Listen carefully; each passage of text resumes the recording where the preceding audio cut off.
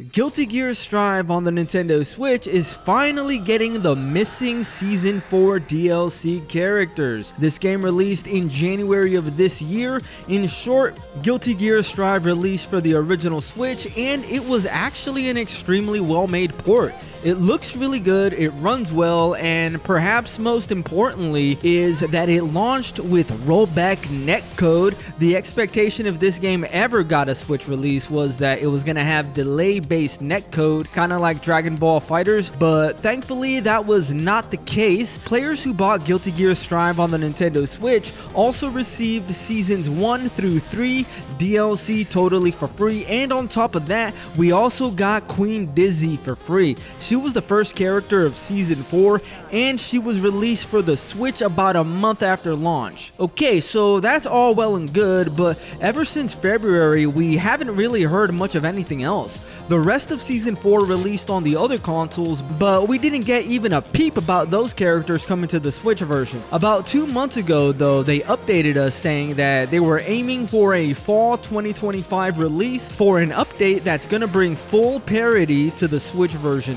And that's going to bring the rest of the DLC characters and other updates like the new ranked mode system. But it was not until just a couple of days ago that we actually finally got an official release date. So let's go over what they posted on the official Guilty Gear website. The release date for the upcoming update to Guilty Gear Strive Nintendo Switch has been set for December 18th, 2025. Although we previously announced the target release window of fall 2025, additional work became necessary during the testing and verification process, and the release schedule has been adjusted accordingly. We apologize to all players who've been looking forward to this update for the delay and any inconvenience. Micah Lewis, responding on Twitter, says, "I'm still amazed with Guilty Gear Strive on the Switch, but it would be cool to get a Switch 2 version. This is, I think, where I think that they made a mistake. I believe just holding off on releasing this game and waiting for the inevitable Nintendo Switch 2 would have been the smarter play, but hey, it is what it is." Vimansanet says, 6 months playing without DLC with an obsolete version.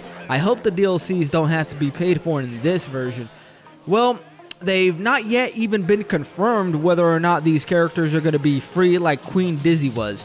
At this point, all they've stated officially is that the characters will come with a patch, but even that's kind of muddy. I still think you shouldn't go into it expecting them to be free. They might be free, but there's also a pretty decent chance, I would say, that they're not going to be free. We're just going to have to wait and see. Another issue is the low player base. I guess they went into it during development thinking that with the 150 million plus install base of the old Nintendo Switch, how could a popular fighting game like Guilty Gear Strive fail, right?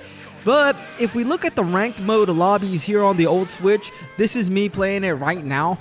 Nobody is online. The US West Coast and East Coast lobbies have not a single soul in them, and the Japan lobby has one person.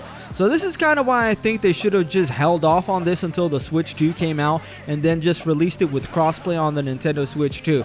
But yeah, so December 18th is the release date for this massive update. So if you've been waiting for it, then mark that day down in your calendars.